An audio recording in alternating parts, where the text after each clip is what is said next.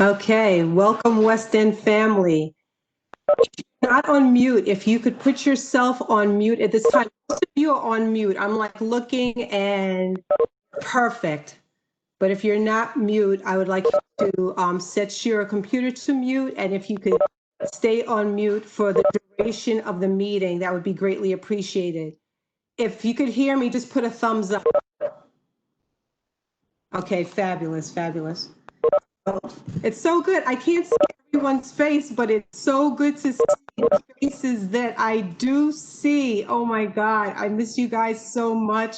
It's a nightmare, you know, that never ends. I think I told someone I feel like I'm in a movie and it just keeps going and no one's saying cut. It just gets more complicated as we go on. So I'm so glad you're able to, you know, join me tonight. And I feel like I'm the next best show in town.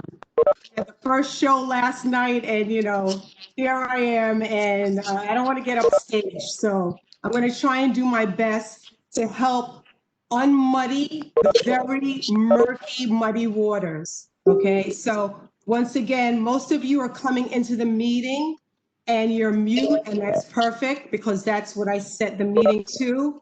Please keep yourself on mute the duration of the meeting. I would like to thank, you know, Julia Bachman and Laura Murray, our PTA presidents, for fielding all of the questions that you have regarding school reopening. Let's see. I just hear a little bit of feedback. We're doing pretty good though. And thank you so much for just muting yourselves. I know it's hard and you want to say so much and ask so much, but you know, we have over 400 students in our school and I couldn't possibly answer every single question that every parent has. So we felt that it would be best to collect some questions ahead of time, and then I could give you some additional information because last night was very comprehensive.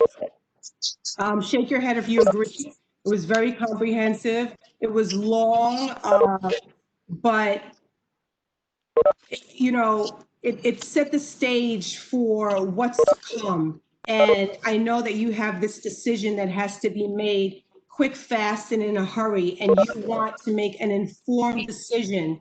And I'm here to help you try to make an informed decision. You know, I'm going to try and give as much information to you as I possibly have at this time. I equate this whole process is it's like building an aircraft while you're in the air, you know? So it's not like something that we've done before and we can reference how it's been done and what works and what's best for kids and what's best for parents and teachers. You know, we don't have the luxury of this with this type of situation. So one of the questions that I'll start with is someone asked, what could they do to be helpful? Helpful to me, to administration, to me, to the building. And I have an answer for that. I need your patience. I need your flexibility. Okay, that is my top priority. Those are the things I need. I need your understanding. I need you to know that I'm going to try my best. My team, you know, we have an awesome superstar team at West End, and we are going to do everything within our power to make it the best learning experience for your children.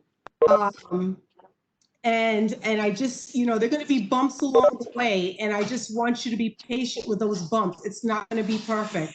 Like I said, I don't have a handbook. I don't have the playbook for, you know, what it looks like to have COVID and be in schools and function, you know, at our best. So Thank you. That's what I need. So you can write that one down. All right. I'm going to try and answer some of these questions first, and I will like integrate some other things that, because I know you're so curious about what is the school day going to look like? What is it going to look like at West End? You know, we have a great school, high spirit.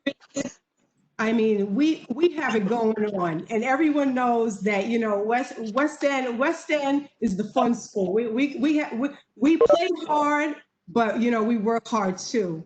And you're probably wondering, you know, is West End going to be the same in September? That school that, you know, we always have something, you know, assemblies and other things happening.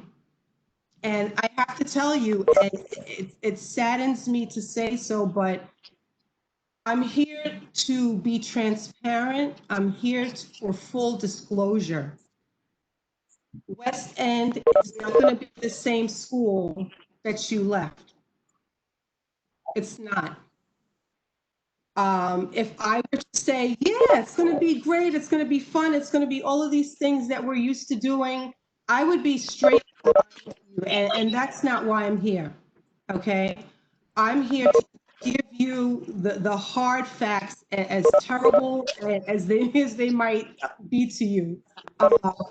But I'm hopeful that we will get back to that place, but it's not up to me, and I don't have a crystal ball. I don't, you know, but I felt like I needed to say that. I need to say that to you because I know that your children have been home for such a long time, you know. This is just a reminder for those who are coming in on the meeting. If you're not on mute, please set your settings to mute, please. Thank you. I'd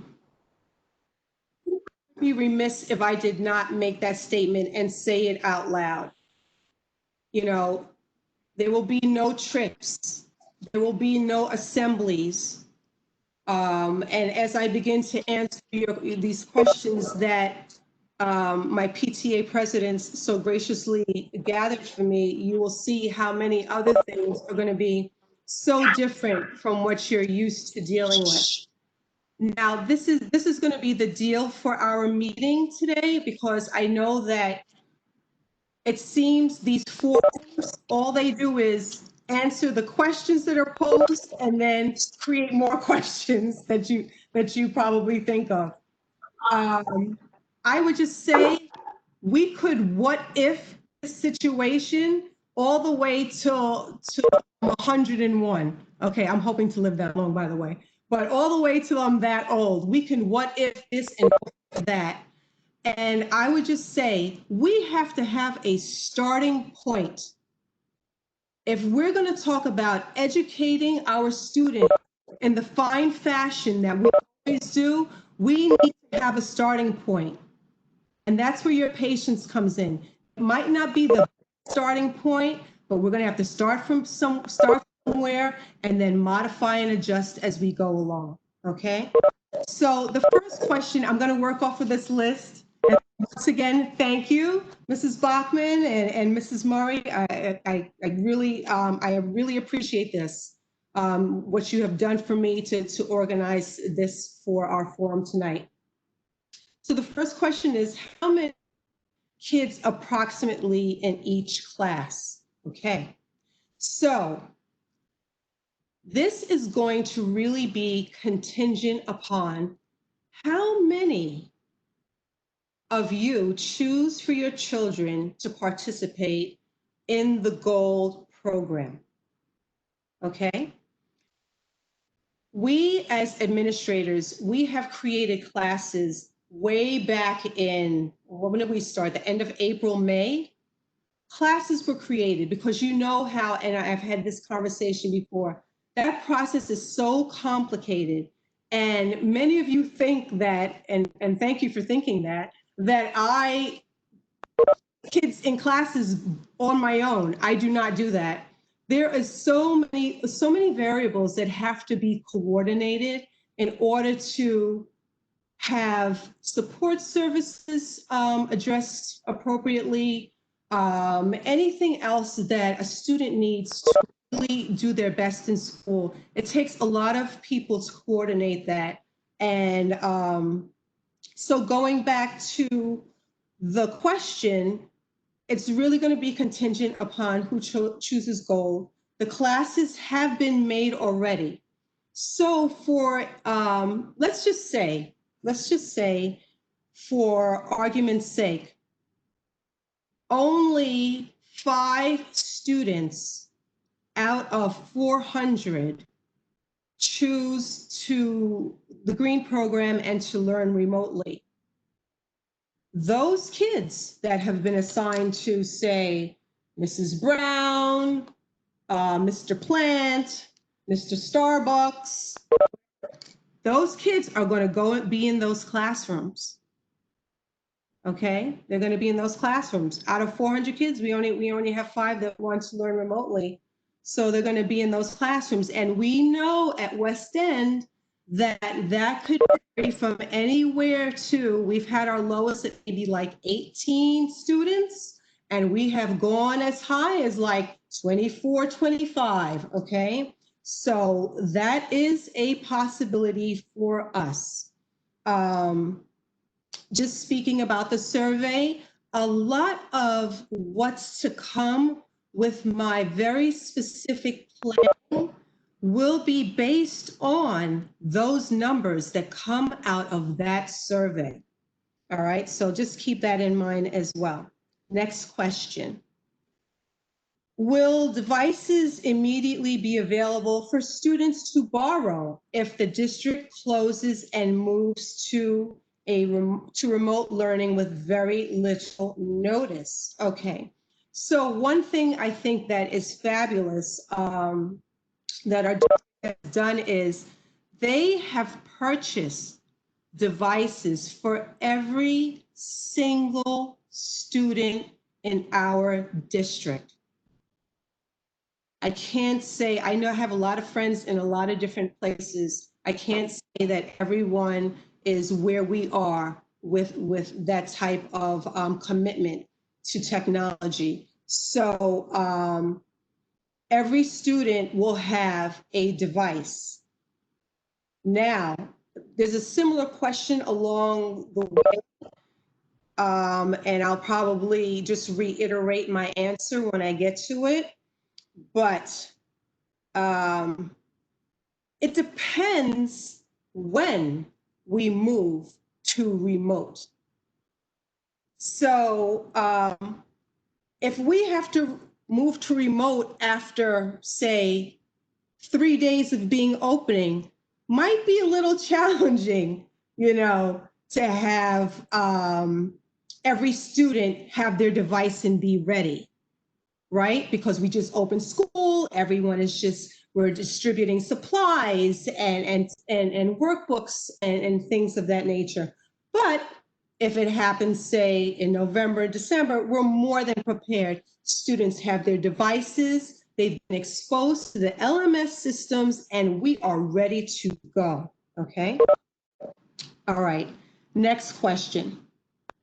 Social emotional needs. This is a huge topic, and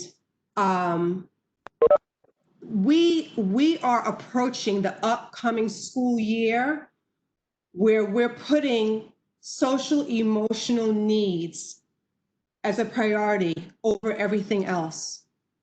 I don't know about you, but I can tell you, for me, it's been such a roller coaster of emotions, from the beginning till now, where I can't still believe that, we're donning masks, daily.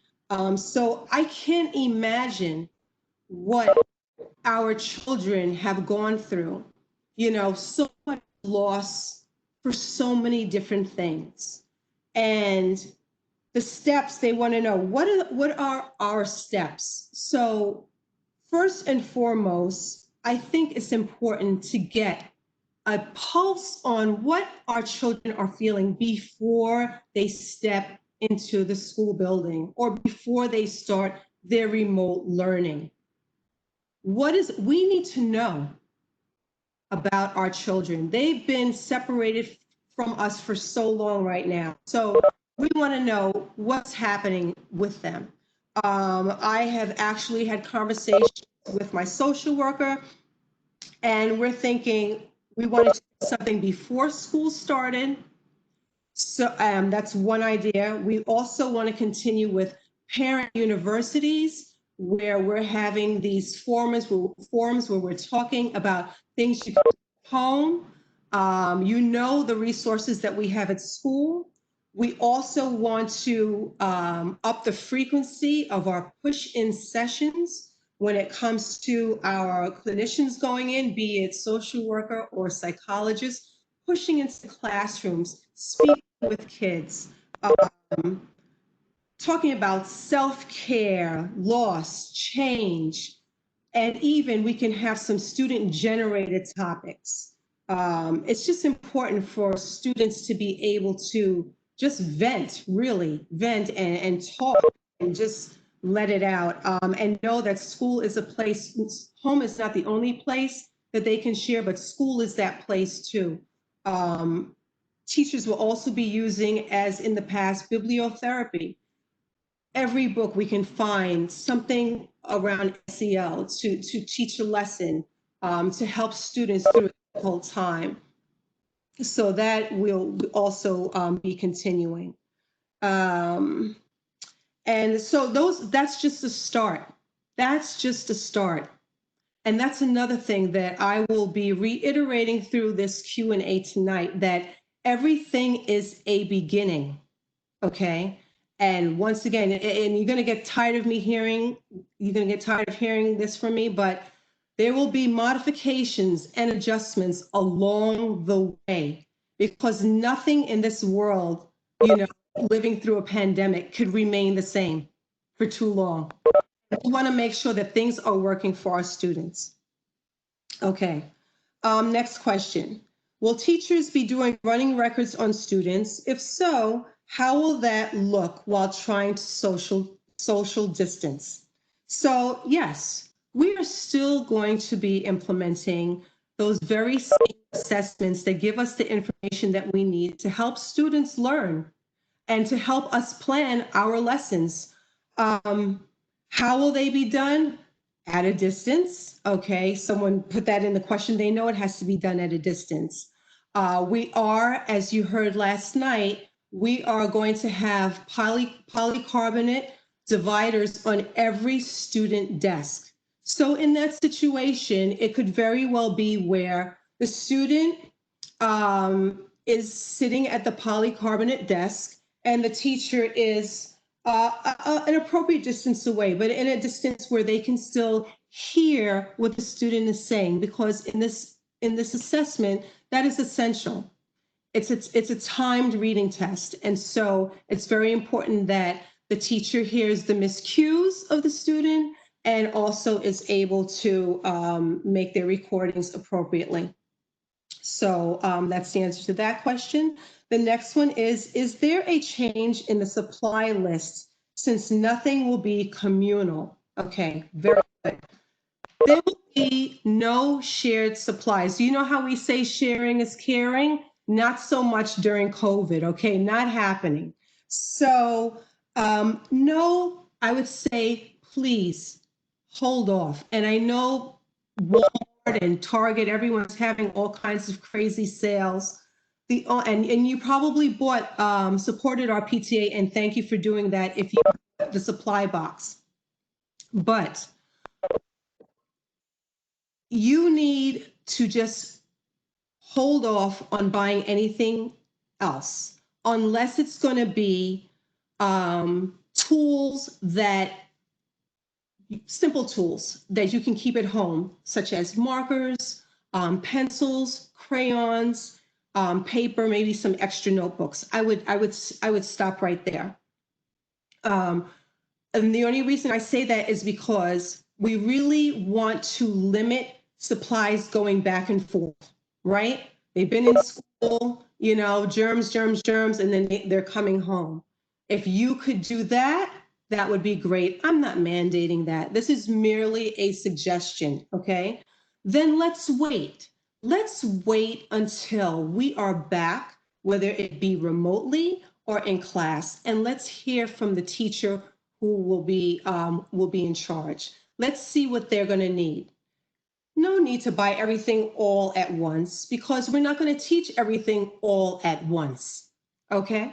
So, for example, in September, you might be doing something, just say with measurement, and if you're home, you might need a measuring cup or something like that.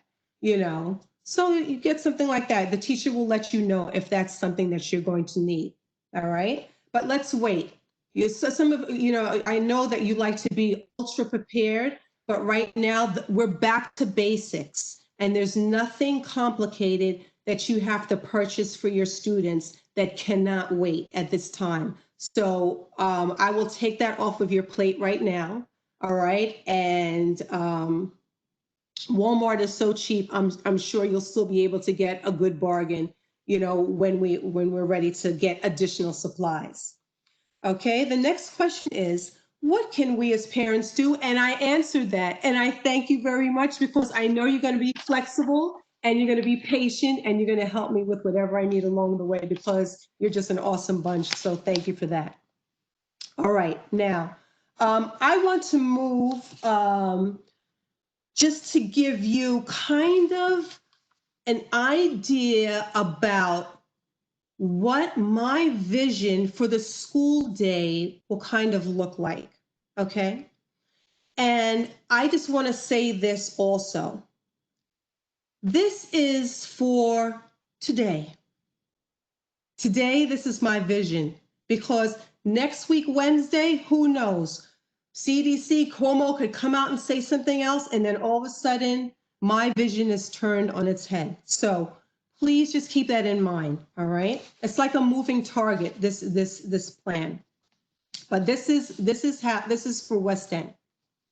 So we have students arriving at school in the morning, and they're being dropped off. Okay, we're going to have our staff members do the drop off.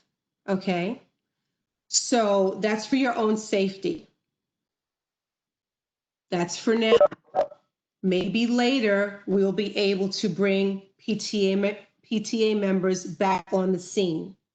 But I think if we have to be around children every day, it's best that just we're around children and we're dealing with the children in the morning. Okay. No need to subject yourself to that. Okay. Exposure. So we have that. The entrance, we're going to be using one entrance, one point of egress, okay, in the morning, multiple points in the afternoon, and I will talk more about that, okay. So basically, it's going to stay the same, but I'll give you more details about that.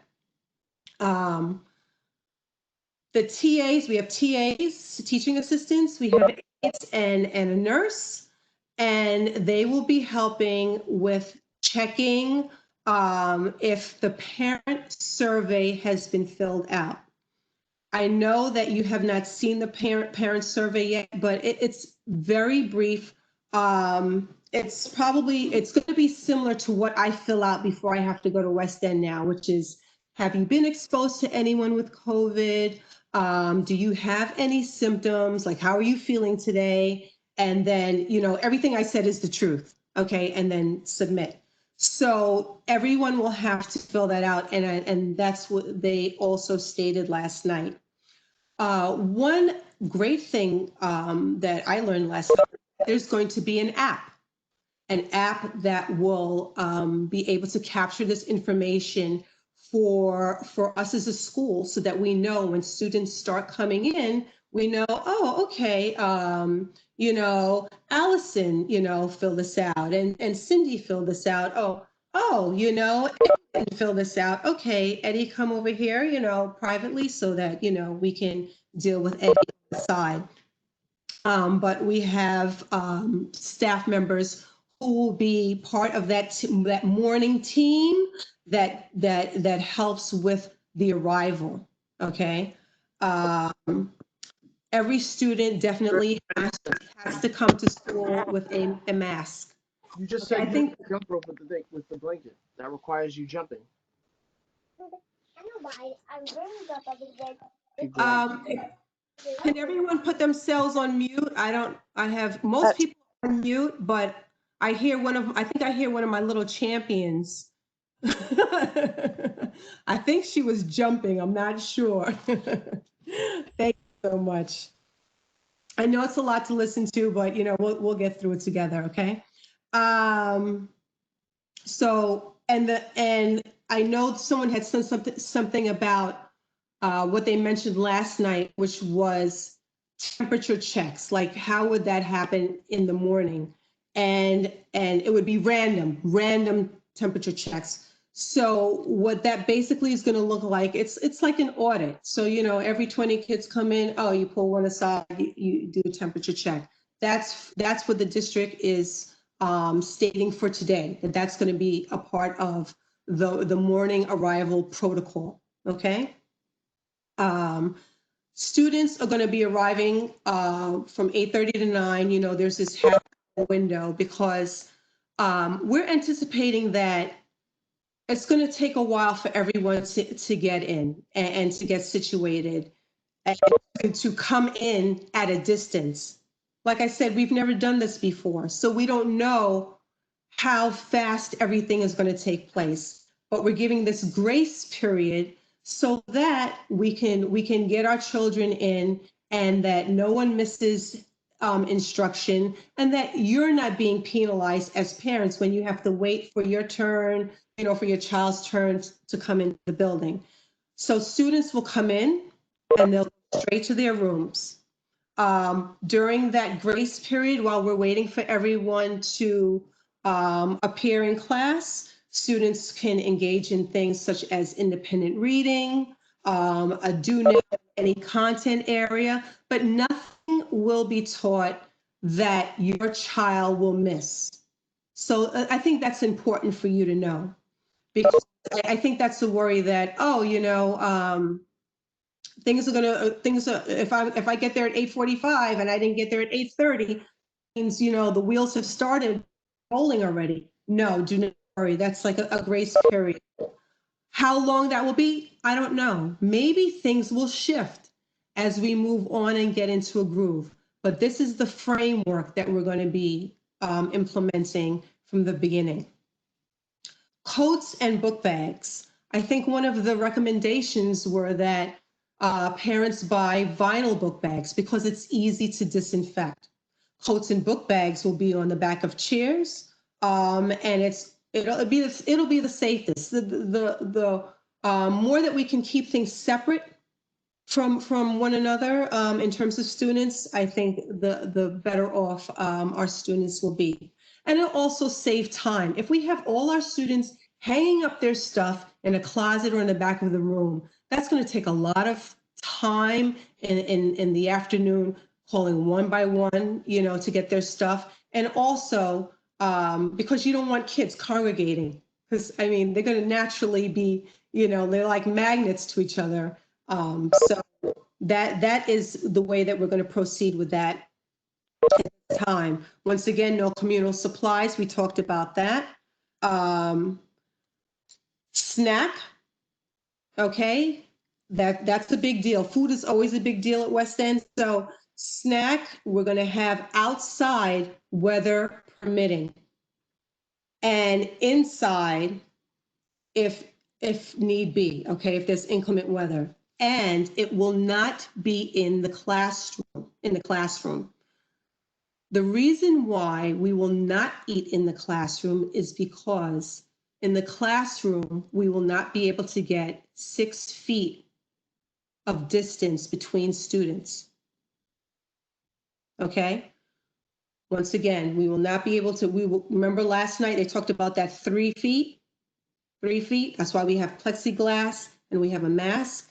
So they will eat their snack in the areas designated as a cafeteria, which will be our gymnasium, okay, or our GP room. Custodians will clean up after snack, and we will also have where our owl-friendly table, desks, because we'll be using desks actually in the gymnasium. So we'll have owl-friendly desks where students with allergies will be able to sit and have their snack and have their lunch. And those tables, like the most common allergen is peanuts. So those tables would never have like peanuts, someone eating with peanuts, a peanut butter sandwich or anything of that nature at those desks that we have designated for that purpose. I will ask, okay, send as many disposable items as possible. This is for your child and your own health and safety, and use paper bags if you can. Use things that can just be thrown away, okay? That's what I'll say. If you can swing it, I'm not mandating, I'm simply recommending, okay? We are, depending on what the numbers are going to look like after the survey has been completed for the programs that are going to be chosen by you. A third lunch period is a possibility because my goal is to spread out kids as much as possible. It's not going to be perfect. Social distancing is going to be challenging. So I am open to having a third lunch wave just so that I can accomplish that goal of keeping kids safe. There will be portable sinks in the lunchroom as well as in the hallways. Recess, I know that's a big one. Okay, so recess, outdoors, we are going to be using the outdoors for just about anything you can think of, okay?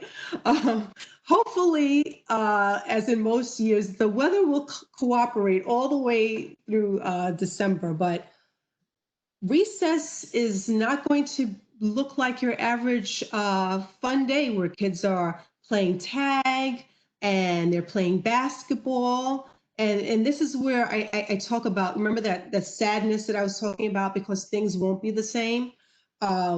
This is one of the things that won't be the same, outdoor playing, because students have to be at a distance. You know, they can't be at a distance in the building and then out of the building, we're having a free-for-all. There's no way. So they'll be doing very mundane things like walking around the track. It's all going to be about maybe moving your 2 feet and getting some fresh air. If things change as we move through the school year, I'm hoping that it does, you know, then maybe we can integrate some other things that we have been used to doing during recess time, but it has to be done at a distance. So at best, the kids will be walking around the field, just stretching their legs, and our supervisors will help them to maintain a distance. Also, you know, just talking about all the things, you know, I'm talking to you about all the things that are going to be going on at West End. Our students are going to have to be taught by us also as to from everything. This is the new way that we eat lunch. This is the new way that we have recess. You know, this is the new way that we walk in the hallway. You know, the month of September is really going to be a rituals and routines lesson for everyone. You know, they talked about one-way hallways and stairwells yesterday. There's so much to daily operations that's going to have to be taught to our students. So we will help them learn the new West End. We will help them through that. So I don't want you to worry about that as I'm mentioning all these things that are going to be unfamiliar, because their instinct is going to be, I'm playing tag. I'm doing this and I'm going to have, very nice. We can't do that right now. Okay. But keep that in mind, keep that game in mind, keep who you want to play with. But right now, we're not going to be able to do that. Um, Students will have mass breaks, okay? And right now, as I was talking with my colleagues, we're thinking for elementary kids. To start off, we're thinking maybe 3 to 5 mass breaks, maybe 10 minutes, for each break, going outdoors. We don't know exactly how many breaks they'll really need, but we're starting with a number, okay? Just like I said before, we have to have a starting point, all right? We have to start somewhere. We will modify and adjust as we go along. It's a lot to have a mask on your face all day long, and we recognize that students need fresh air often, but we also need to educate them. So we have to, there has to be a fine dance between the two. Let's see, bathrooms. I know that that's another thing that was hot on people's minds. We don't have the staff to supervise each and every bathroom in West End throughout the whole day. Okay. So one of the things that we'll have to teach our kids is you go into the bathroom, and just like you've always done, you keep your mask, but now it's going to be a little bit different because you have a mask. You wear your mask, if you see someone in the bathroom, you try to maintain some type of distance.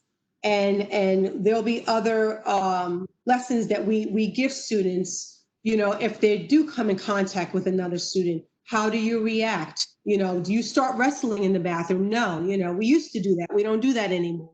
Okay. um, so that's another thing that, yeah, I just want you to know, because I know that was one of the questions along the way. But since going to the bathroom is a part of our, day, I thought that I would just add that to the talk right now. Special areas. So, our students engage in science and phys ed and library and music and art. And all of those things are going to be pushed in, okay? Meaning that those teachers will go into the classroom that has that particular special. We are trying to limit movement of students in the building. So that is the way we're beginning, okay? We're beginning with a push-in model for special so students don't move around, okay? But when it comes to other services, so we have our reading, our AIS reading, AIS math, resource room, we have OT, PT. There's a host of other things that students have received before, and things that were once pushed in are now pull out. Okay, so things like OT and PT have always been a pull out model. Things like reading and math AIS services have always been a push in model. So everything is going to be pull out. And so we're going to have, hopefully, some extra spaces around the building. We're not going to be using our science room, so we'll have that. We're not going to be using our art room, we'll have that, things like that. So we'll be able to commandeer some rooms for these purposes. Now, I know one of the other questions were, how are we going to limit those providers from, how do we keep students separate? You're in a reading, say, Dr. Lee has 2 kids who need reading, and Mrs. Makia has 2 kids who need reading. Are you able just to have 2 different reading groups? Okay. And in some cases, the answer will be yes. And in some cases, the answer will be no. Okay. Because we're not hiring additional reading teachers so that we can have a different reading teacher for every classroom, and where we need to combine, we have to combine. All right. Um, let's see. And just so that you know, students will receive formalized instruction on the learning management system. Everyone's been throwing around, this acronym LMS, LMS, LMS, and that's just the learning management system. And what that means is it's talking about Seesaw and Schoology. Okay, so just so that you know, whenever you hear that, you know what it's all about. Let's see. All right, let me move back onto this document. All right, so next question. All right. Lunchtime. For safety, why can't the students eat in the classroom? They can't eat in the classroom because when they take off their masks, they have to be 6 feet apart, and they will not be 6 feet apart in the classroom. We're aiming for 3 feet, okay? Will tables, desks used for lunch cleaned after each lunch session? Yes. With what product? Okay, so they'll be clean with a product called Pure Green 24. If you want to look that up if you want to Google that later. Okay, once again, that's Pure Green 24. Okay, at lunchtime, how will the students be spaced out? They will be spaced out 6 feet apart and we'll be using individual desks. And where we can't use desks, we'll be using some of our leftover furniture that have been removed from classrooms, like our kidney tables and our other communal tables that we've used in the past for like reading and math. How many classes or students approximately will be eating lunch inside the gym at the same time? I'm figuring like maybe 4 to 5 classes. If we have an added lunch, wave. I know the capacity of the gym is like 600 and something, but that's what the number is right now. Okay. Also, if there is someone that tests positive with all the kids that eat in the same session will have to be quarantined. This is where contact tracing comes in, and not all students will have to, just because you're in the cafeteria with them in the gym, doesn't mean you've come into contact with that person. And just so that you know, and I want you to just keep this in mind also, whenever there is a health crisis that's beyond like me calling an ambulance or something like that, whereas like it's dealing with this pandemic, the Department of Health is always contacted. Okay, so first I contact central administration, and then in conjunction with the Department of Health, they give us guidance on what to do next. Okay. All right, let's see. Next question. If the school has to be closed for 48 hours to clean, will teachers engage in remote learning during that 48 hours? Okay, so the first 24 hours may be a little sketchy depending on when the closing occurs. And I think I mentioned that earlier. If it's in September, it'll take us like a day to just get going. And if it happens time like in February, it may be seamless. It may be seamless. It might be such an easy transition because the kids are well trained on the LMS platform. They've been getting assignments every now and then using Seesaw and Schoology, and they have their devices. So I don't see why it wouldn't be, seamless if that did happen. And just so that everyone knows, they're talking about the 48-hour closure when you are told that there's a case and you can close and do a clean and an assessment and then determine what's going to happen after those 48 hours. All right. How will the nurses room and next question, how will the nurses room and the secondary nurses room for potentially COVID ill students be staffed? Okay. So we're not getting additional personnel.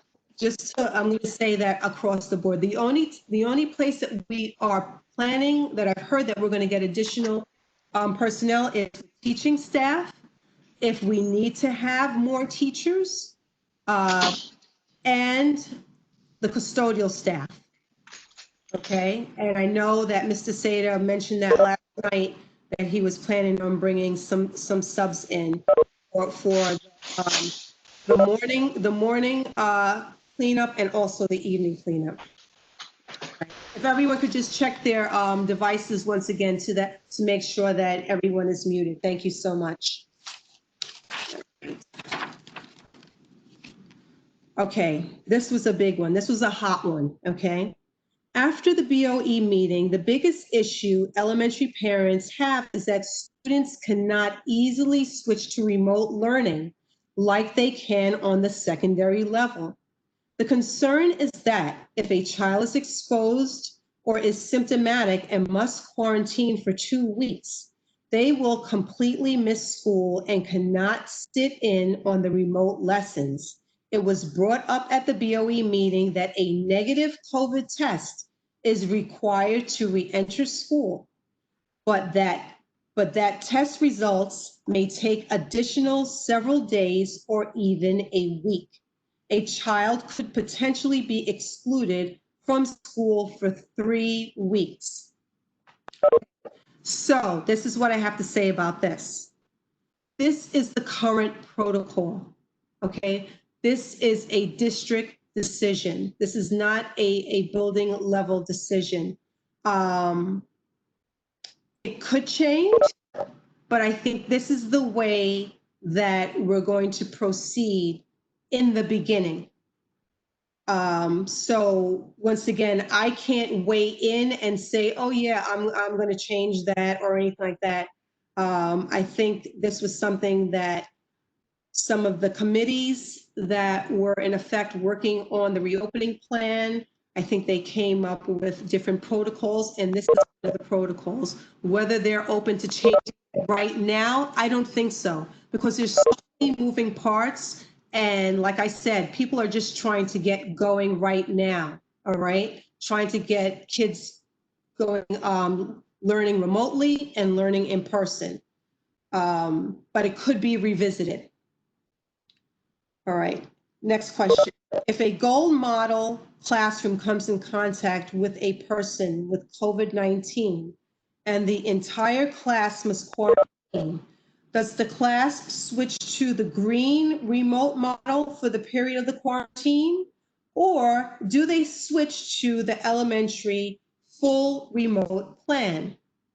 Now, I'm of the mind that if it's after the first marking period, okay, that you're not going to have an issue, okay? And that teacher, if they're already an in-person teacher, they're not going to just be put on and say that you're green, okay? Because green is going to be for the rest of the year.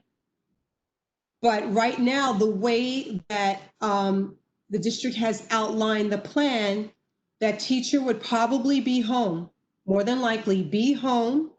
Those students would be home learning from that teacher. So there's no switching around. There's no being, assigned to a remote teacher. They're going to stick with the same teacher. When that period's over, they return to the building, right? Because the way that everything is set up at the current time is that once you make your choice, you have up to the first marking period to make a switch. And I know that was stated last night in the BOE meeting. After that first marking period, all bets are off, folks, okay? And what you pick, you have to stick with it. And not that we're trying to be mean or inconsiderate or not meet the needs that you may have, but just imagine 10 months of switching back and forth, back and forth, back and forth, this one, and it would be complete chaos. And the one thing that I think we all are screaming for during this pandemic is consistency, consistency, consistency.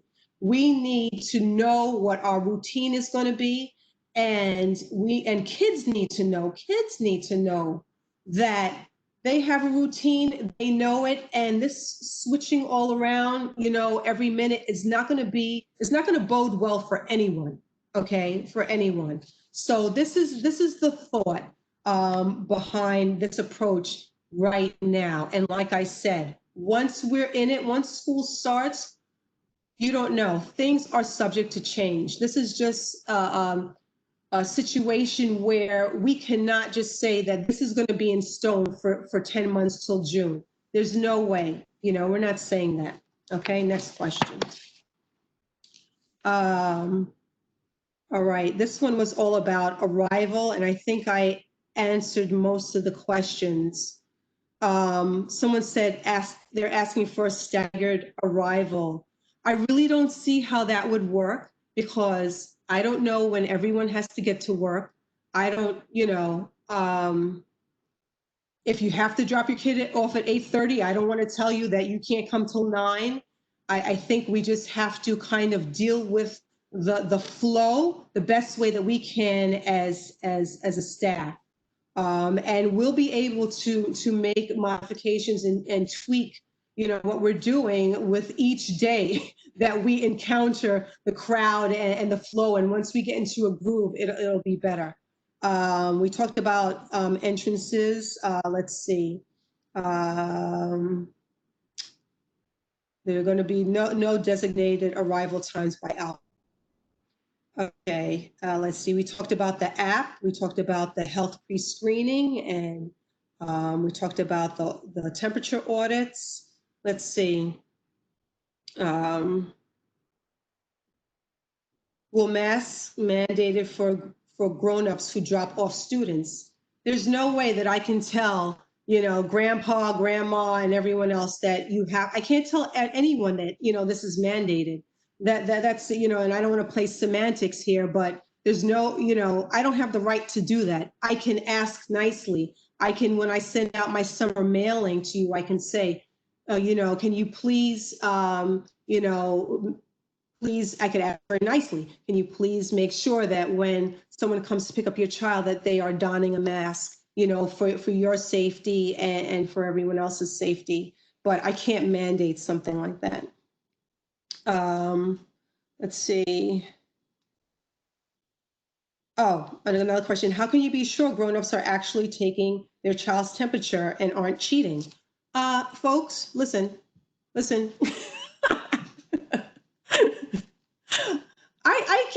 I can't. I don't know who's cheating. I don't know who's pumping their kids up with Motrin and Tylenol and lying on their survey. This is the world we live in, yes, we're counting on the honesty policy and hoping that people will take this seriously, this pandemic, and do everything they can to keep our kids safe, our teachers safe, and our other parents and anyone else that they come in contact with safe. It's not a joke. One thing that really hurts me to my heart is when I hear people say that this is fake, this doesn't exist. I lost 3 people to COVID. This is not a game. And I would just hope that parents, and I know, I know people have to get to work, and I've told this story in the past. I used to be one of those parents, dropping my kid off, I'm like, whatever you do, don't sneeze. If you sneeze, hide your sneeze and, drop them off at the front door. And I'm like peeling out. We can't do that anymore. We cannot, and even as employees, we're being asked, and I never take a day off. That, I'm always at work. You see me. We are being asked that if we're not feeling well, we're to stay home. And I'm hoping that if your children don't feel well, that you have bosses who understand, and because then they're asking you to put your other people in jeopardy. And I can't, just going back to this question, and I did laugh when I saw it, but I can't tell. Okay. All right, next thing. I know I was rambling there, but it just gets to my core when people think that this thing is not real. They just need to cross paths with someone who has had devastation, with this pandemic, and they will hopefully understand. Okay, let's see.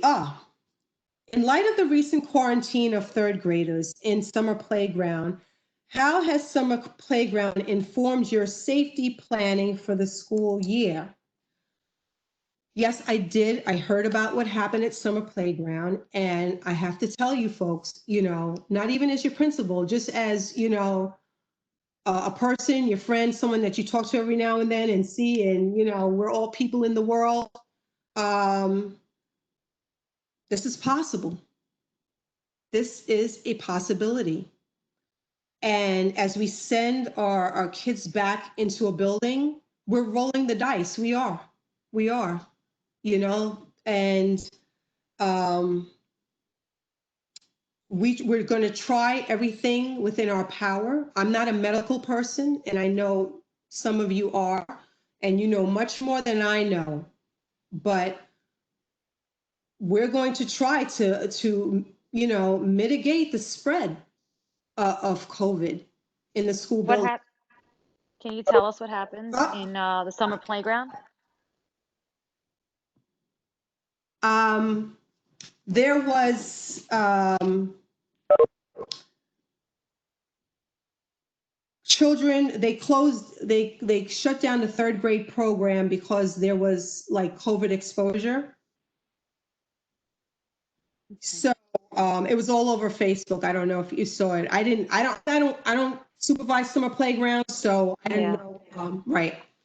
But that's what happened. So, but going back once again, um, we're going to do our best. We're going to do our best to mitigate.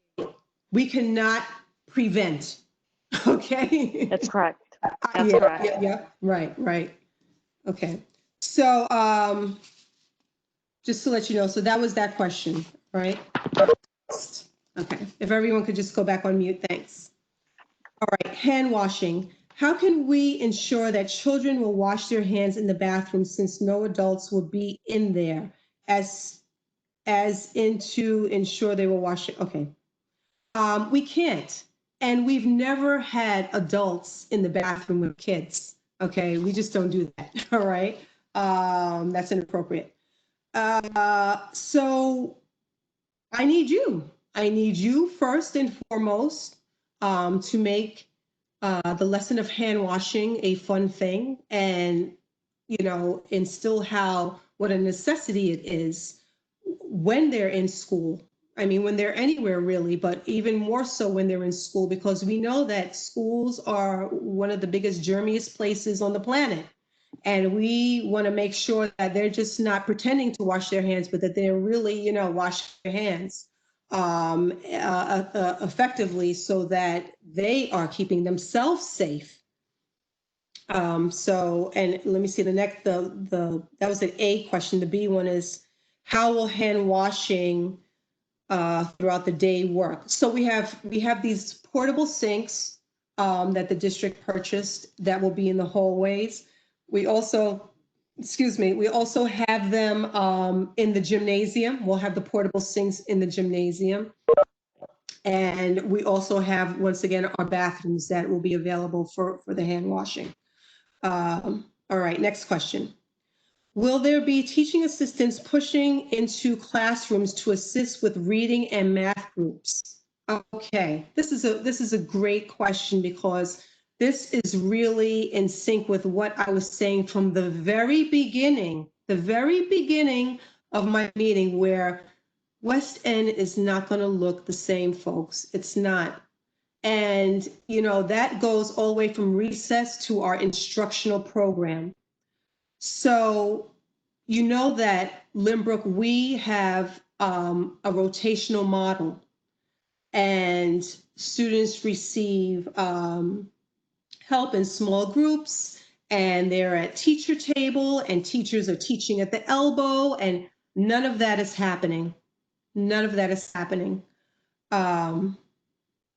So things will begin, we will begin the year drastically different. So teaching assistants will not be pushing into classrooms to assist with any reading or math groups. Kids are basically, honestly, folks, they're going to be, and you heard it last night, they're going to be in rows in their desks, at their desks, okay? Surrounded by polycarbonate, donning a mask, not getting up and sashaying around the classroom when they feel like it. They're going to be at that desk, okay? Teachers, and this was a question that's later in this packet. Teachers are going to be at their desks, whether it be projecting something on the overhead projector, be putting something up on the smart board. Teachers are not going to be circulating, bending over and being in close proximity to students. That's not social distancing. We have to follow social distancing rules and protocols. And so this affects the way that we interact. Okay. So let's see. All right, so that answers that question. Okay, next question. Next question is about recess and mass breaks. So we talked about that. Will the kids play on the playground equipment? No. The kids will not play on the playground equipment because there's no way that we're going to be able to socially distance the kids, when they're going down the slide, when they're climbing and running around. There's no way. Like I said, recess is going to be a very mundane, boring activity, but it's a time for students to get some fresh air and to stretch their legs.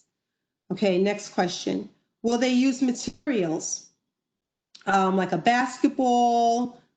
We need to know what social distancing play will look like. Okay, so students will not be using shared items in the classroom, and they will be using shared items out of the classroom. There's no way that I'm going to throw a ball and throw it back to me. I mean, we just contaminate each other. Okay, so that cannot take place. So they will not be using that. And when it comes to PE is we're going to go back to the days of calisthenics, where you're doing your burpees, your jumping jacks, you're running in place. It's going to be very, very basic, folks. All right.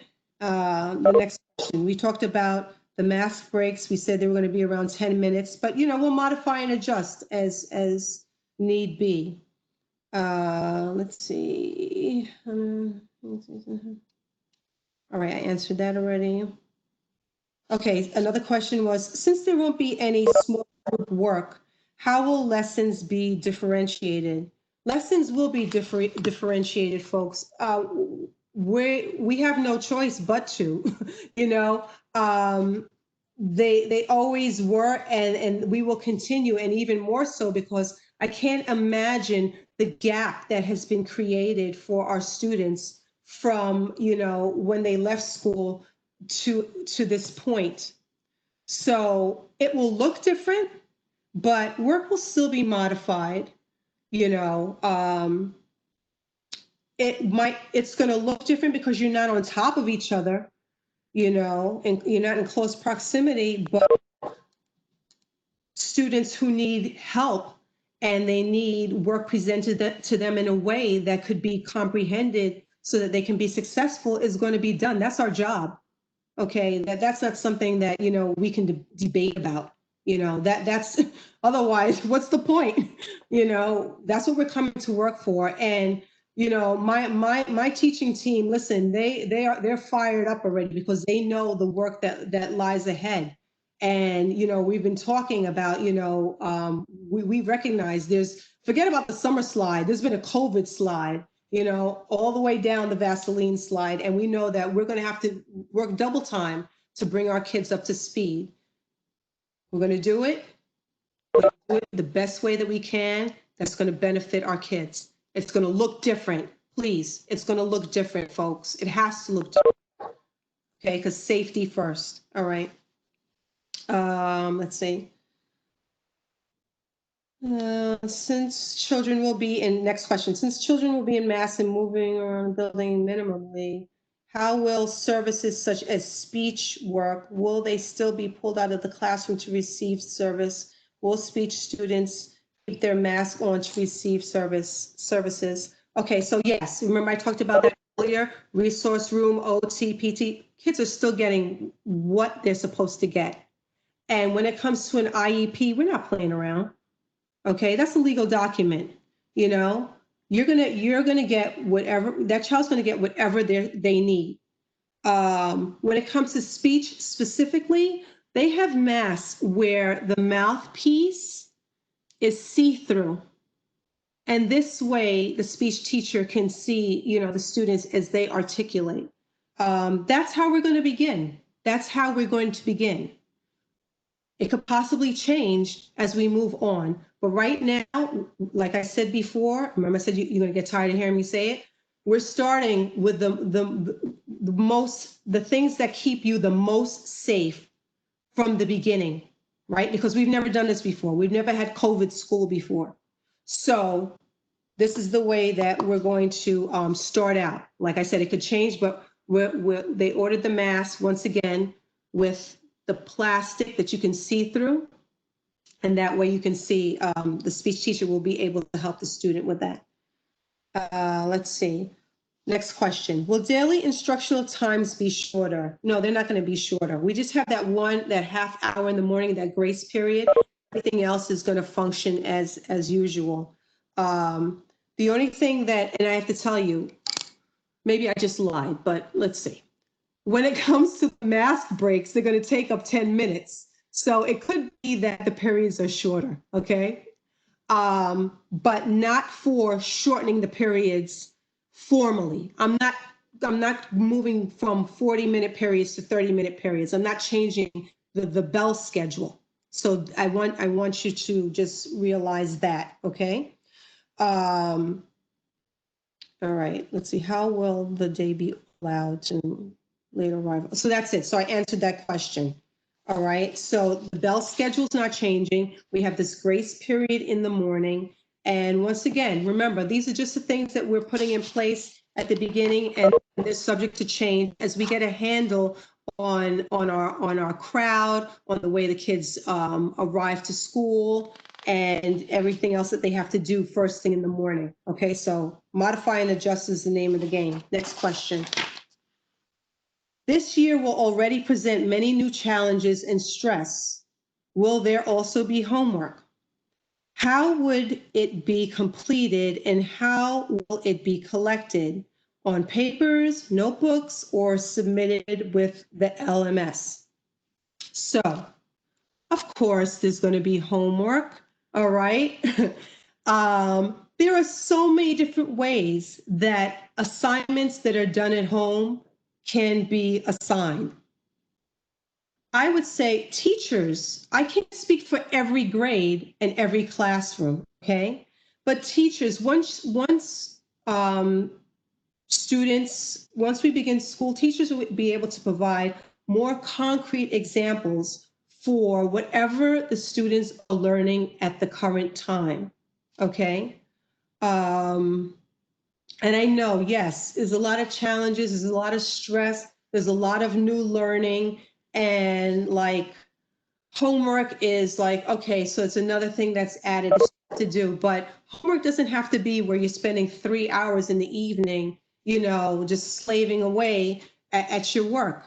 But I think that when I said consistency and routines are important, it's also important for students to feel some normalcy through this. And homework is one of those things that they're used to getting and they're used to doing, okay?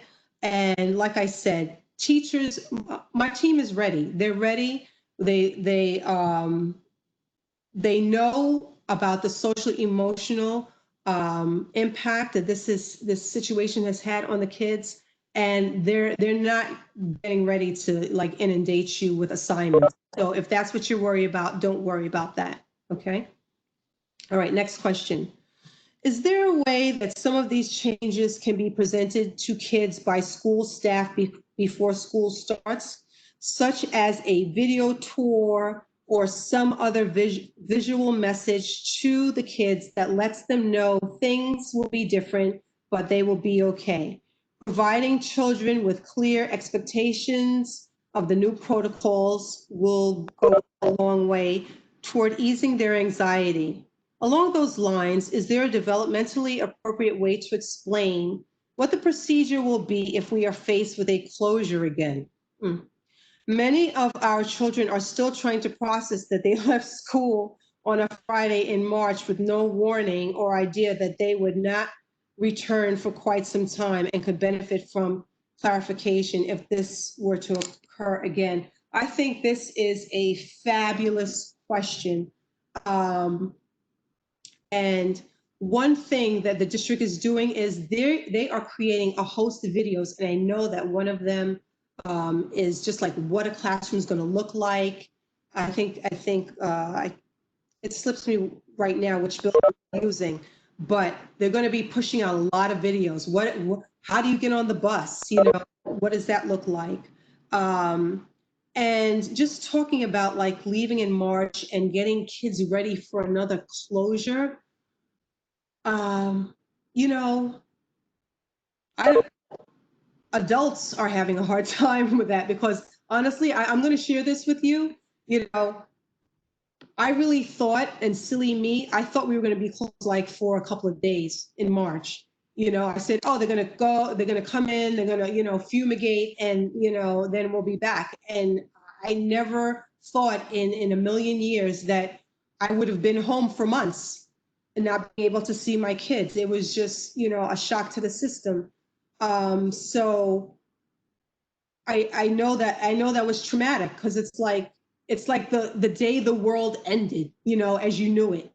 You know, going out to dinner, going to, you know, I kicked myself because I was in Costco before and I could have bought all these things. And I'm like, no, I told my husband, I don't want that. I don't want to junk up the place. I don't want to buy this. I don't, you know, we got enough of that. And I should have went crazy in Costco, but who thought that this would have happened? And I don't, you know, the first conversation needs to start at home.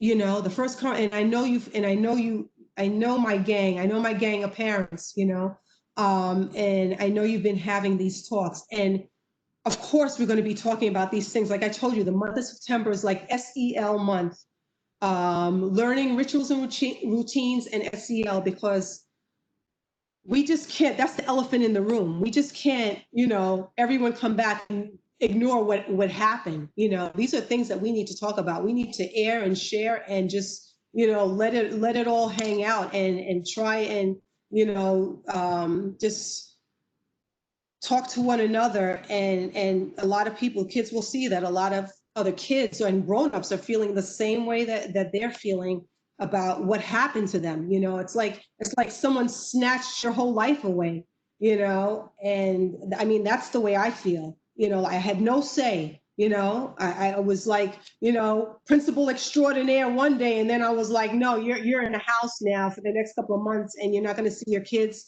your staff, or your parents. And it was like, you know, I mean, it's traumatic. So, I mean, start at home. Like I said, SEL is going to be something that we are hitting our kids hard with when they come back, and we're going to be having these talks and town halls and push-ins and everything else that we can do. Because if the kids are not going to be, if they're not going to feel at ease and they're going to have high anxiety, their minds are not going to be open to learning a darn thing when it comes to what we have to offer. So we have to work on that their emotions and, you know, and their well-being, so that they will be open for the instruction that we have for them. So like I said, the district is making a host of videos. They're making a video for everything. And I guess those will be posted soon. I know they went to a building today to film, so look out for those folks. And like along the way, we could probably make our own school videos too. You know, I've been thinking of funny ways to, you know, make videos to get kids to, you know, wash their hands properly and things like that. Just friendly reminders for them. And I could put those things up like on Flipgrid, or any other platform that we have. Next question. How will the district communicate with families this year? Okay. And how will the building principal, moi, communicate with families? Will it be solely through the LMS system? Okay. So remember I said LMS system is either Seesaw or Schoology. So I know that Dr. Burek, as she said last night, creates a newsletter, a weekly newsletter, and she also uses Parent Link often. So as you saw towards the end of our, our stay-at-home COVID, remote learning in the spring, that I was pushing out a newsletter to everyone. I will also be pushing out a newsletter to everyone weekly, in conjunction with using our parent link for any other important information that has to go out. So those are the two best ways right now, because I think I get to everyone fast, and you could just put a thumbs up or nod your head when it comes to parent link. Everyone gets that message and they're good, right? So we'll continue with that. All right, we talked about the protocol for snacks, that everyone will have snack in the cafeterias, the areas designated for the cafeteria, which is the gym and GP room. Let's see. Okay, next question. How will dismissal be staggered? When it is time for dismissal, will the older children be able to walk down to the younger child's class like it has always been? If not, how will parents in 2 or even 3 spots at the same time? Oh, if not, how will parents be in 2 or 3 spots at the same time? Okay, so this is part of my vision of just getting things going.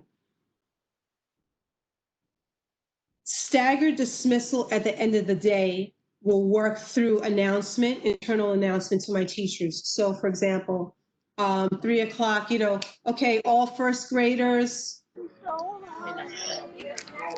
I need someone to mute themselves, please. Okay, thank you. All first graders, are being dismissed now. Please go to. I'm trying to. Hello, friend. Can you please mute yourself? Okay. So right now I'm figuring a staggered dismissal by grade. Don't worry about having to be in 2 or 3 spots right now. We're going to see how it works. Students, I don't recommend students coming downstairs right now. Right now, I think we're going to just go with the staggered dismissal. We'll be waiting. We're not going to be rushing. We're going to see how it goes. All right, for the first week or two. And if we have to change it, we'll change it. Okay. But we should be able to get everyone out of the building no later than like 3:10. Everyone should be pretty much out of the building. We're still using the same points of egress that we've used in the past when it comes to dismissal. Easier to have many points of egress for dismissal than to have it for arrival, just so that you know that. So that's what we're going to do. So bear with us and we'll bear with you also if you have multiple children for the first week or two, and then we can always revisit our plan. Our goal is to make things work smoothly and seamless. And so, like I said in the beginning, there'll be a lot of bumps in the road in the beginning, but we're hoping for smooth sailing with each passing day. Next. What behavioral plans does the school have in place for students in school who may struggle with safety protocols such as masks and social distancing? How strict will the mask wearing be? Okay, so I don't have any behavioral plans, you know, for students who may struggle with wearing a mask. Um, One thing I do recommend is that students start practicing wearing a mask in the house. Like maybe you can time them, wear a mask, let them get used to it. Everything, as I said before, is a new lesson. It's going to take teaching. And we have to work as partners to get this done. So if you could probably begin in that way, and then if you're really having an issue, once you have a couple of days of trying to teach your child, let's start preparing for school. Let's start wearing the mask. Okay, now I'm going to time you. All right, you're going to take a mask break. I'm going to teach you how to wear it properly. Folks, I'm telling you right now, if I see one more person with their mask like this, I'm going to scream. I am going to scream. Okay, they are not helping anyone or themselves by having their mask under their nose. So I would start with that, because moving to the next question, the mask wearing is very strict. It's very strict, as you heard last night. You know, everyone has to don a mask, and they're the only people who might not be able to wear masks are students that have detailed medical, documentation. And, you know, that's the only thing I can say regarding this, but it's very strict. And why would anybody want not to have a mask on? Children might not be dying from this, but, I'm not an expert on this, on COVID. I don't think anyone really is, to be honest with you. It's a guessing game, but people carry things. People carry things, and you have your mom and your dad at home who might be elderly, or an aunt or something, or someone who has a compromised immune system or something. Why would you want to roll? So yes, right now our district they are not wavering. We're not wavering on mask wearing. It's essential. It'll keep you safe, your extended family safe, and everyone else in the school safe, right? So if you want to come back to school, you want to come back to West End, part of coming back to West End is wearing a mask, right? Okay. Next, will they test the staff on a weekly basis for COVID-19? No. There's nothing that says that we as employees are to be tested. All right. Next question. Can children sip their water bottles at their desk the way they used to? No. Because if they sip their water bottles, they're going to have to pull down their mask. Okay. They'll have enough breaks. Remember I said, remember the magic number, the range, 3. Oh, God. That would be so annoying to me. Hello. But she's such a slow talker. Hello, friends. Friends, can you put yourself on mute? You had it on? Hello, friends. Thank you. So they'll have ample opportunity to get a drink of water, probably more than they've ever received in the past. Let's see. Next question. What is happening with PTA lunch events like special lunches and ice cream? So there's going to be no special lunches, okay? And there are not going to be any sales. We're trying to limit the amount of people that are in the building. Just essential people, the people who have to be there are going to be there. This could change because we know, that these items are very important to our fundraising, but for this year, What are we really fundraising for? Nothing, because we have no assemblies, we have no trips. So right now, that's the way that we are beginning the school year, okay? So every child should come to school prepared with a snack or their lunch. Oh, and their lunch, I'm sorry, not or. It's snack and lunch, okay? All right. Let's see. And please, this is one thing that I really need to say. Please, please make sure that your children have everything they need. If they're coming to school, they have everything they need. Lunch, snack, whatever it is, an instrument, whatever they need. Because we want to minimize people coming up to school, okay, and dropping things off. Folks, we have to take action and just help our children, okay? Because I don't want you to bring up lunch and then here we are. You bring the bag, and then someone has to grab the bag for your student, okay? We're trying to have the least amount of contact, all right? The least amount of exposure. We can only do that if you're able to make sure that your child has everything they need before they come to school each day. All right, let's see.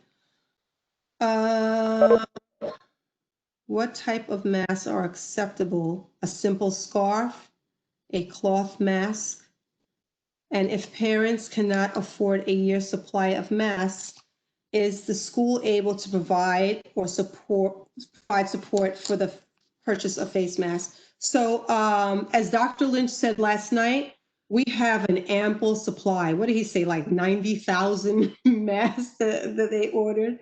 And of course, those families that are in need, you can always reach out to me. And I will discreetly make sure that you get what you need. Also, a cloth mask is acceptable. Make sure that whatever you buy covers the nose and the mouth, okay? And yeah, so once again, if you need something, just say something to me, okay? All right, next question. Instructional materials. Will students have access to reading actual books, or will all reading be done on RAS, EPIC, and other websites? So folks, no books, because books cannot be disinfected properly. You would have to do the front, the back, and all the pages in between. I don't know how that would work. So starting off the school year, we're going to use as many online platforms as we can. Things that can be printed, because some of these online platforms like RazKids, you can print actual books. And that way we can give an actual printed book to a student, and that's their book. But once again, we're not trying to share materials here, okay? Will teachers hand out dittos or paper tests? Yes, I'm sure that, yeah, we're still going to be using paper, okay? We're still going to be using paper. And teachers will definitely come up with their own protocols of how things are checked, okay? And how students get the answers they need in order to move forward with their learning. Next question. The goal model. What does push-in look like? Can you provide a sample lesson, activities, push-in setting? What typical lessons, activities will not be allowed this year in a push-in setting? Okay, so I can't give you a sample lesson, but I could tell you that like something for like music, they'll do studying music notes, music history and instruction, studying about different instruments, which is something that's already a part of their general music curriculum. So they'll do that. As for, let's all sing together, and that's not happening, okay? The only music lessons that will be taking place are private, just lessons. There's not going to be this communal singing that, we've had in the past, and you know why.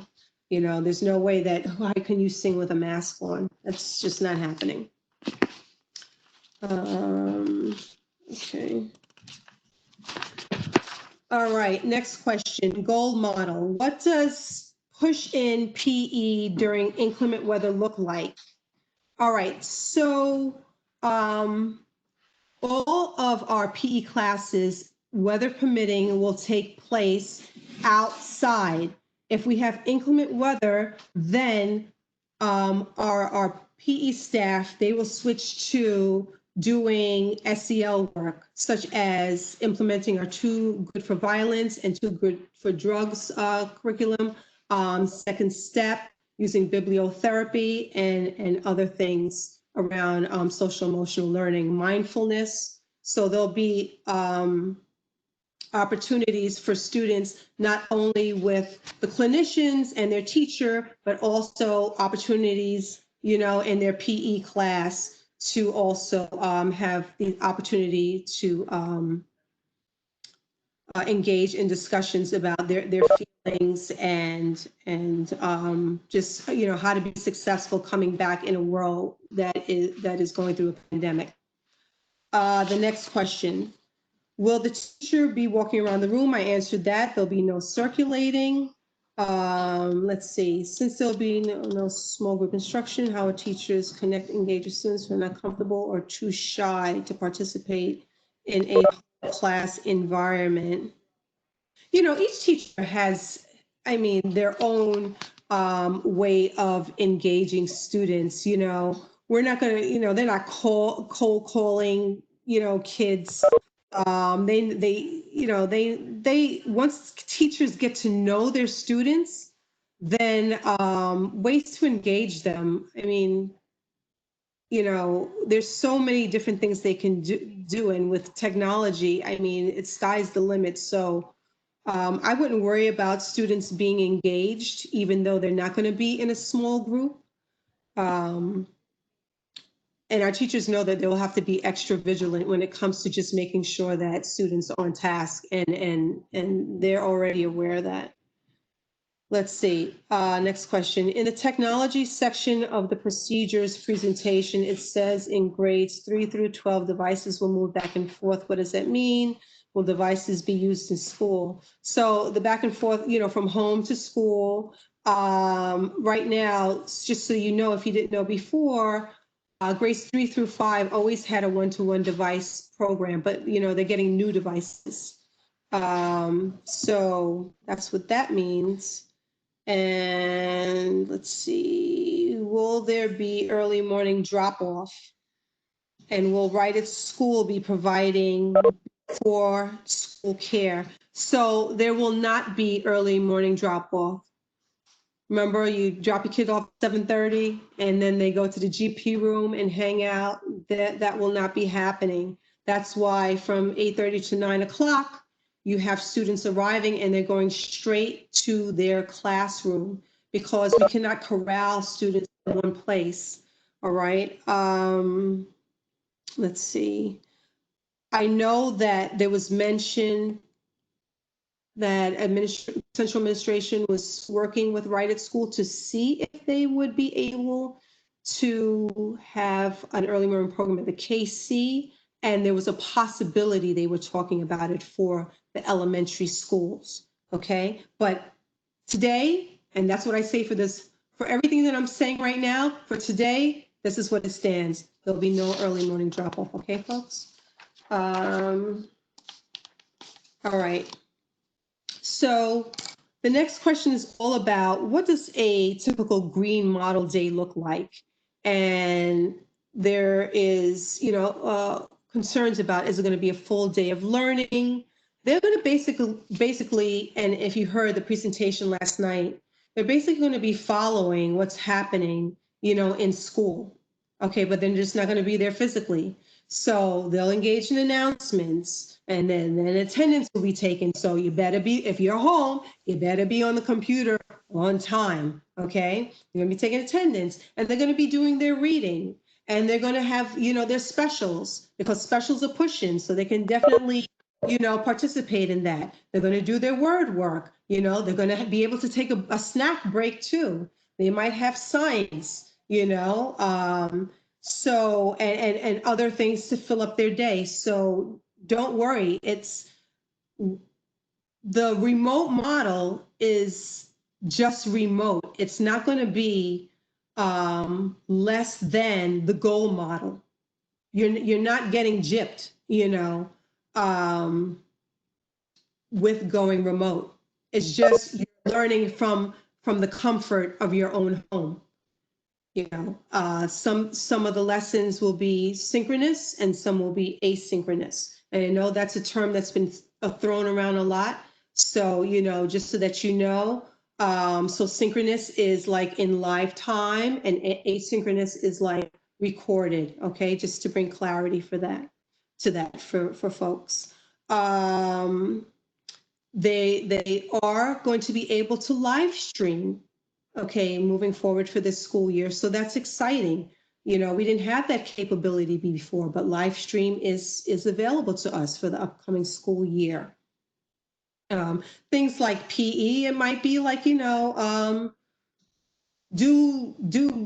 some jumping jacks. Remember, I told you PE is not about playing with each other anymore.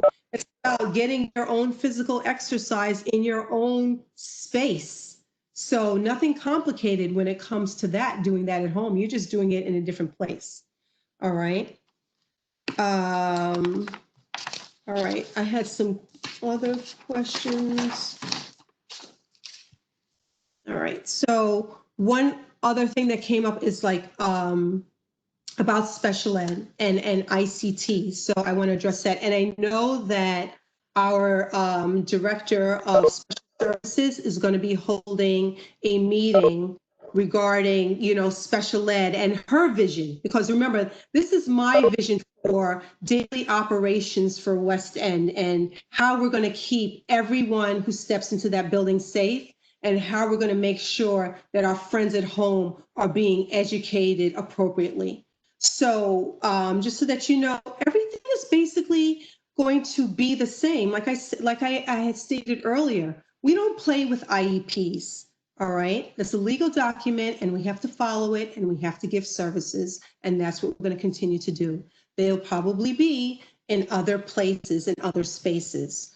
There'll still be the ICT teacher and the general ed teacher, okay, and they will socially distance within the class. There's still going to be differentiation. Okay, that's essential. That's what we do. That has to happen. That's not a compromise. We still have to modify assignments for students. We still have to give extra time on tests and still look at who that student is and what is it that we need to give them. So, and like I said earlier, OT, PT, and all those things, resource room, they're still taking place, folks. We're not taking those things away from students. Now, when our director of special services has her conversation, she'll be talking more about how that's going to look if you're home. Okay, what is that going to look like for the student who gets OT and PT and they have chosen the remote plan? So if you're a parent who is interested in hearing that discussion, I'm sure they'll be sending out a parent link, and then you'll be able to tune into that meeting. And also, just speaking about meetings, as Dr. Burak mentioned last night, there will be another meeting where they'll be answering other questions. If I didn't do as good of a job as I thought I was going to do with you tonight, you still have an opportunity to ask additional questions next week. All right, and I know that doesn't help you with your decision making for Friday and picking a program, but it'll just maybe answer some other burning questions that you have. Just about how the district is figuring everything out, especially when it comes to Department of Health related issues. All right. So, let's see. Listen. Okay, so that was one of the questions about for special ed students. So someone, I'm getting feedback from someone, if someone can just check their computer. So folks, we have been on this call for an hour and 40 minutes. Can I get some kind of indication from you, be it a silent celebration, a thumbs up? Did I help answer any of the questions that were burning in your mind about returning to school? Go for it. I can get a thumbs up, silent celebration, whatever you want to. Okay. All right. Dr. Great. Lee, can I ask a Dr. question Lee? real quick? Hi, Dr. Lee. This is Laura. Hi. I want to say thank you for speaking to us for so long and answering our questions in so much detail. I wonder, though, if you can either turn on the chat feature so parents can ask questions or give more info about the green model. I'm getting a lot of texts that parents want a little more detail about that. About the remote The program? remote, yes. Okay, so,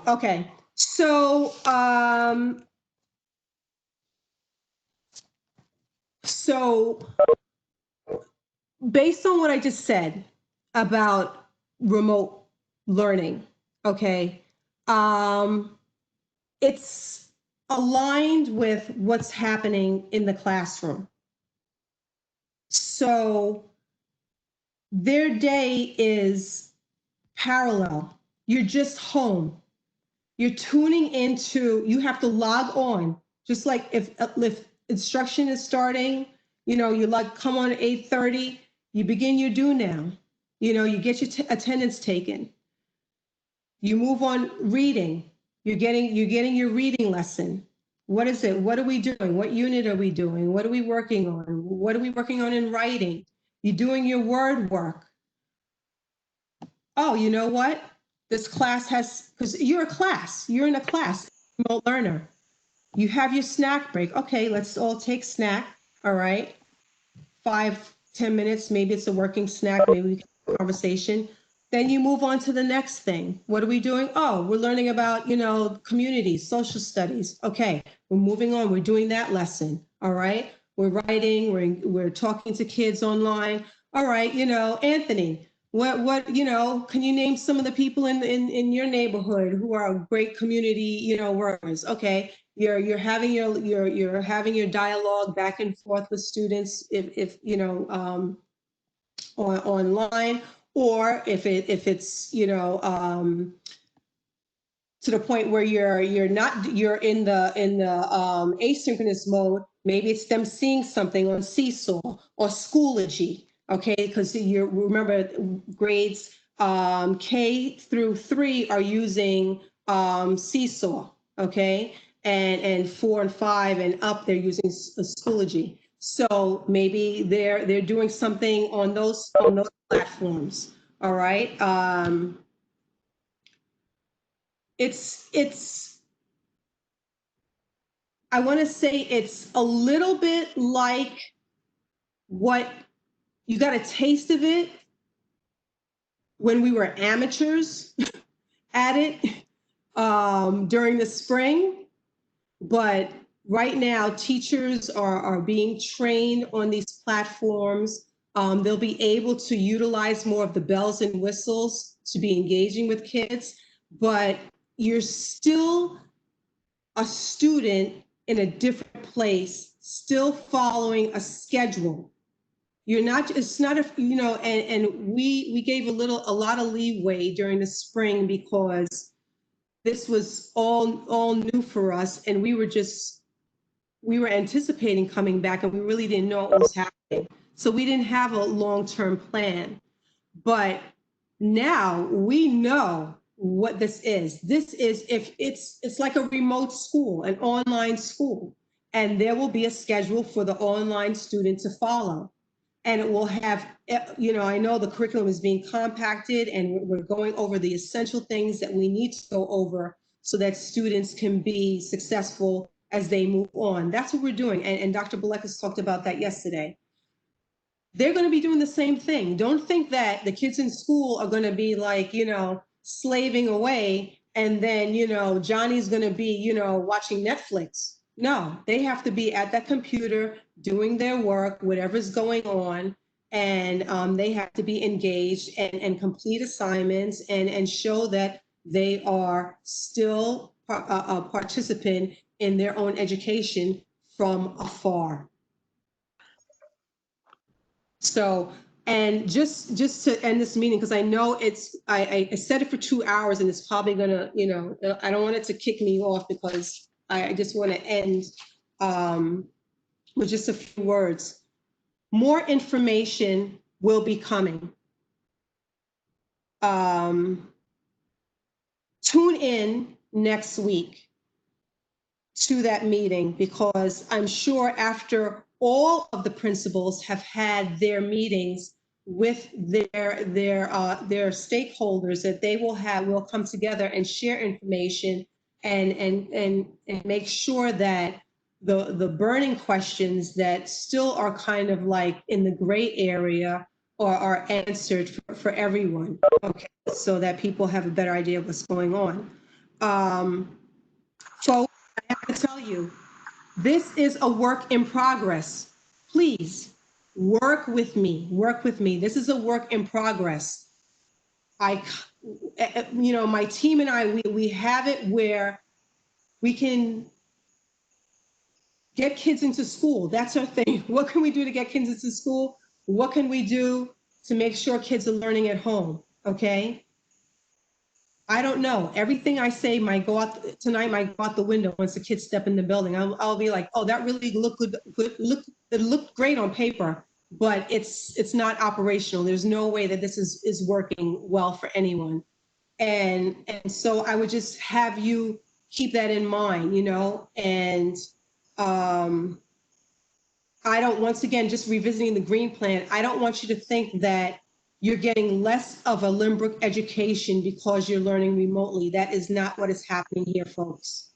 Okay? This is not the loosey-goosey business, of what we did in the spring. And we did that because people were stressed. People lost their jobs. People didn't know what was happening into the next. People were sick. There were parents with COVID themselves.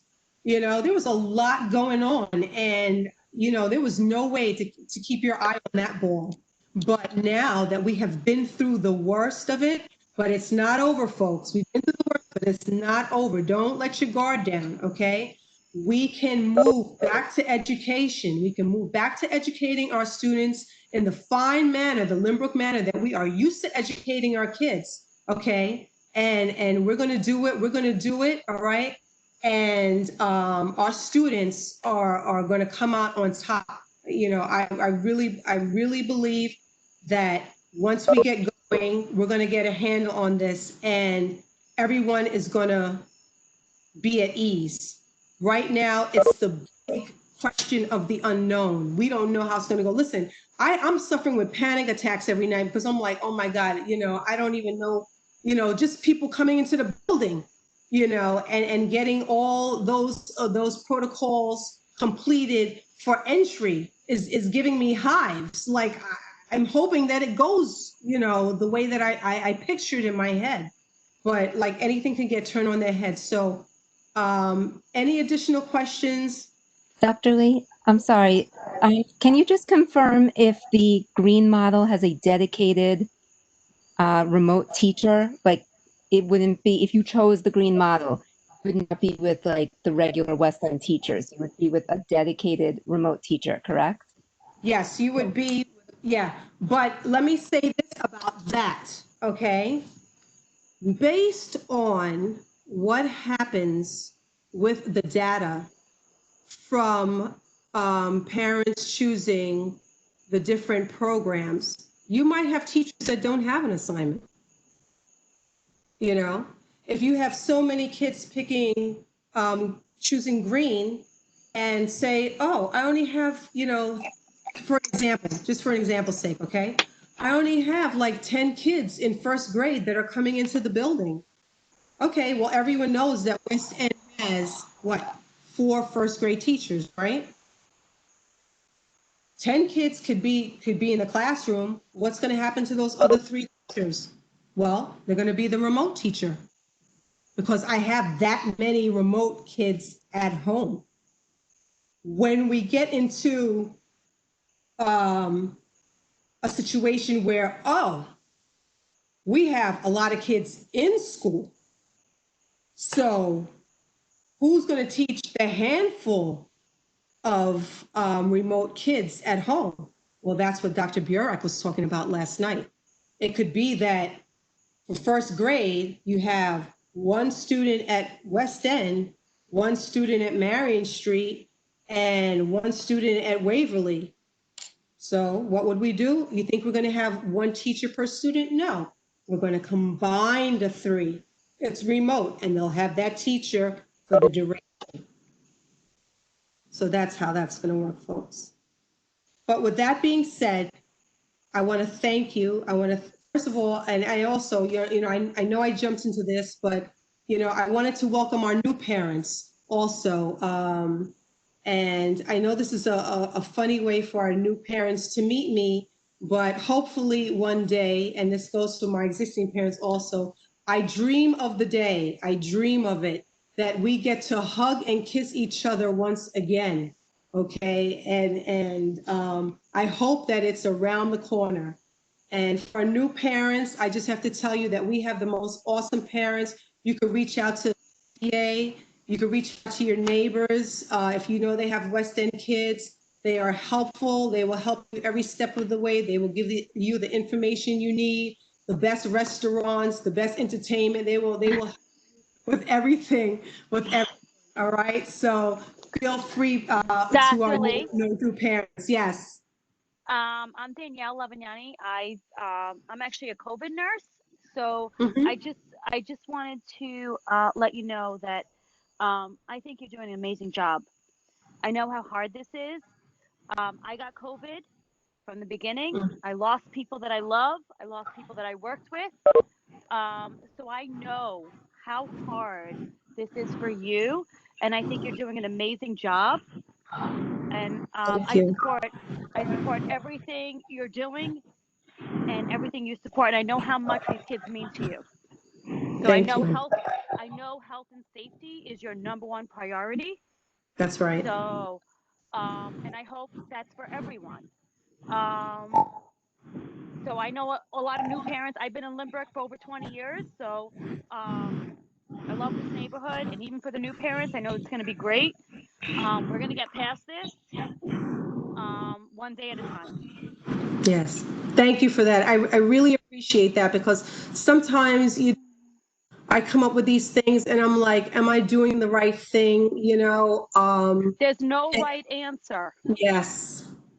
Yes, There's you have no said right it. There's answer. no right answer. And that's why I go back to that question that was asked, what do you do for me? And I'll end the meeting like this. Please, I'm just going to say again, I need your patience, your flexibility, your love and your support. I just added 2, Got it.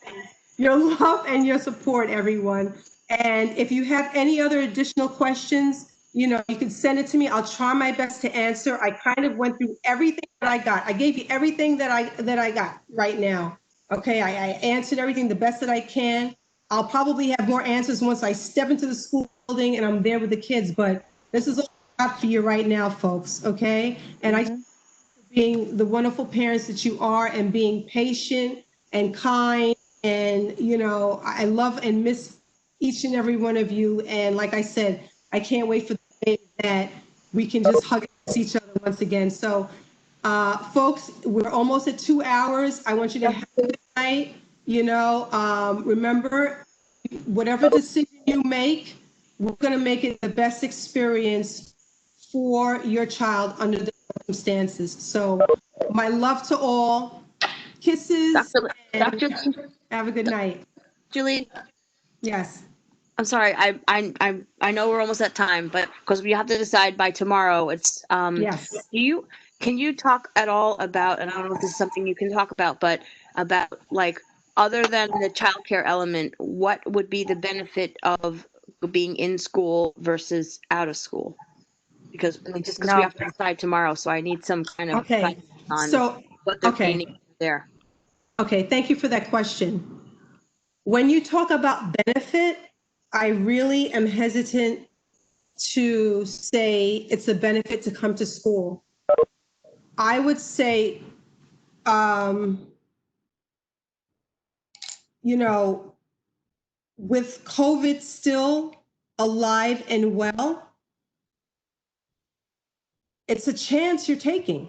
It's rolling the dice. It's a gamble to send your kids back to school, because I know that this is not over.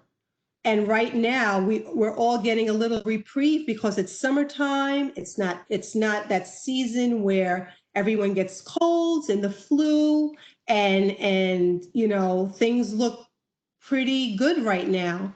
But as our parents who are health providers can probably attest to that, you know, we might see an uptick come November and October, November, and I don't know. And what's also frightening about this is that asymptomatic people, that scares me to death, and I don't mind sharing with you. I have an underlying condition, so I'm scared too. But I'm like, I got to be there for my kids and my staff and my parents. So this is my job, and I need to be present too. Dr. You Vicky, Yes. if I could give my opinion to my answer for the question, Yes. if anyone who has the ability to keep their kids home, if all things being equal, a lot of people are asking, well, what happens if I have to pull them out and go remote? You'll already be there. And the more kids that are out, the safer the kids that are going in will be. That's just my opinion. If you can keep your kids out, if if you don't have a job that's going to restrict you from doing so, you should try to keep your kids home. That's just what we're doing. Thank you for that. And I can't speak to it either way. I could just say what I said, and I thank you for that, Mr. Damiani, because it's from a parent, and like I said, it's a gamble. It's a gamble that we're taking, and I told you from the beginning, I don't want you to be under the impression that they're coming back to the same West End that they left, because it's not the same West End. It's not going to be. How can you socialize with each other from 3 feet and 6 feet apart? It's not going to happen, you know.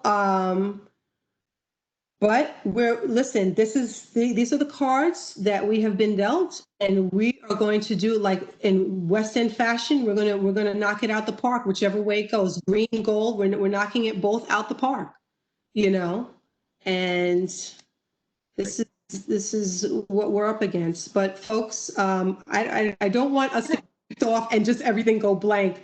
I want to once again thank you for your time. Be well. Wear your mask. Wait, someone show Ava. Ava showing us how to wear a mask. Can I ask one question? One last question. Okay. The COVID nurse, what are you doing with your kids? I'm keeping them home. You are keeping them home. Okay. Thank you. You're welcome. Okay, folks. Once again, I'm going to say it was wonderful seeing all of you.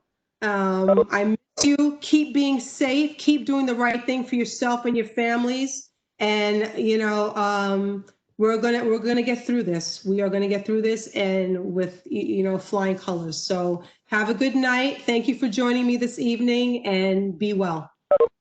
Thank you. Thank you. All right, you're welcome, everyone. Bye bye now. Bye. Thank you. Thanks.